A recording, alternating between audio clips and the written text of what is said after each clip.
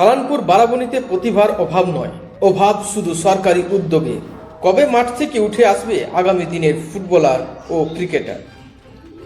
যুব সমাজকে মাঠে ফেরাতে ক্রীড়া দপ্তরের বড় উদ্যোগ কথায় সালানপুর বারাবণীতে খেলাধুলার দাবিতে উঠছে জোরালো আওয়াজ। সালানপুর ও বারাবণী এলাকার প্রতিভাবান ফুটবলার, ক্রিকেটার এবং অসংখ্য খেলপ্রেমী রয়েছেন, কিন্তু নিয়মিত সরকারি ক্রীড়া প্রতিযোগিতা, প্রশিক্ষণ শিবির ও টুর্নামেন্টের অভাবে অনেক প্রতিভায় হারিয়ে যাচ্ছে। ক্রীড়া ও যুব কল্যাণ দপ্তরের উদ্যোগে ব্লক স্তরে নিয়মিত খেলাধুলার আয়োজন হলে এখান থেকেই উঠে আসতে পারে আগামী দিনের বড় ফুটবলার ও ক্রিকেটার। যদিও কিছু সমাজসেবী ও ক্রীড়াপ্রেমী নিজেদের উদ্যোগে খেলাধুলাকে এগিয়ে নিয়ে যাওয়ার চেষ্টা করছেন, তাহলে এই ফুটবল প্রতিযোগিতা নিয়ে তারা কি বলছেন চলুন দেখে নেওয়া যাক। এই মনতোষীর সাথে ওম শর্মা রিপোর্ট। এখানে এই যে চিত্তরঞ্জন জোনাল স্পোর্টস অ্যাসোসিয়েশনের তরফ থেকে যে এটা একটা ফুটবল খেলার আয়োজন, এখানে আসলাম, দেখলাম, খুব ভালো লাগলো, ওনাদের কথা শুনলাম। এখানে অনেক রকম প্রতিবন্ধকতা আছে, সেগুলো একটু ফুলফিল করার জন্য ওনারাও আবেদন রাখলেন, আমিও নিজের চোখে দেখলাম এগুলো করার আমরা চেষ্টা করব, ওনাদের পাশে আছি।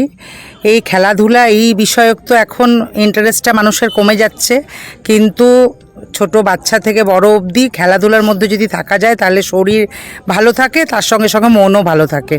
এর জন্য এই খেলাধুলার উন্নতি খুবই দরকার, এবং তার যে ইনফ্রাস্ট্রাকচার সেটা তো ভালো করার জন্য আমরা বিধায়ক হিসেবে আমার ছেলে যদি এনাদের পাশে থাকে, সাহায্য করে, এনাদের যেগুলো সুবিধা আছে সেগুলো একটু বিবেচনা করে দেখা হয়, তাহলে তো আগামী দিনে এনারা আরও ভালোভাবে এগিয়ে যেতে পারবেন, আরও প্রতিভাকে তুলে ধরতে পারবেন।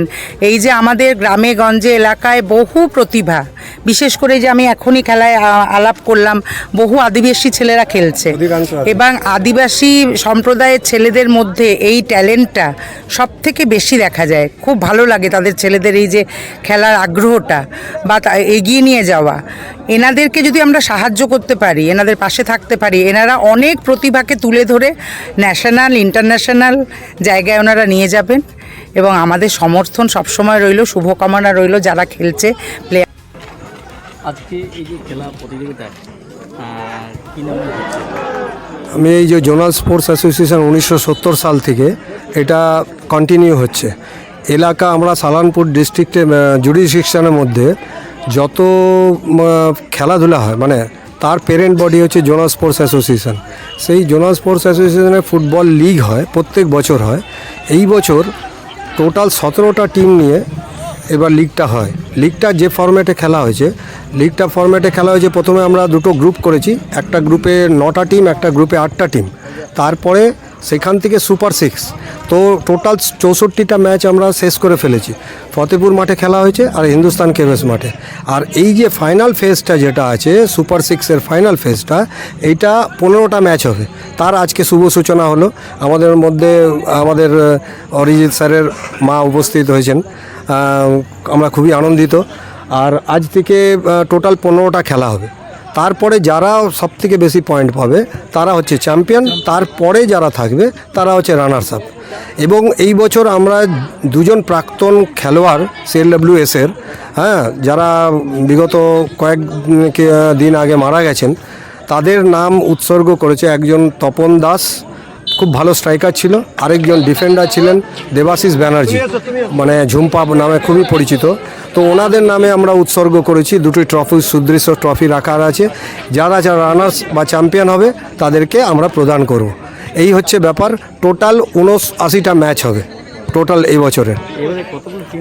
টোটাল 17টা টিম অংশগ্রহণ করেছিল টোটাল। আচ্ছা, ওটা কি কোনো কি প্রাইজ রয়েছে? ফার্স্ট প্রাইজ একটা অ্যামাউন্ট আছে, খুবই নমিনাল, কিন্তু সেটা আমরা ওই দিনকেই প্রদান করব। আর আমাদের সহযোগিতা করছে referee's and umpires association, zonal referee's and umpire association.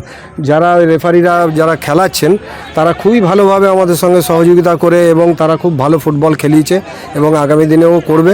তো ওনাদেরকেও অসংখ্য ধন্যবাদ জানাই। এলাকার যত ফুটবল প্রেমী দর্শক আছেন, যত প্রেস আছে, আমাদের যত ওয়েল উইশার আছে, তাদেরকে আমরা খুবই জোনালের তরফ থেকে আন্তরিক অভিনন্দন জানাচ্ছি।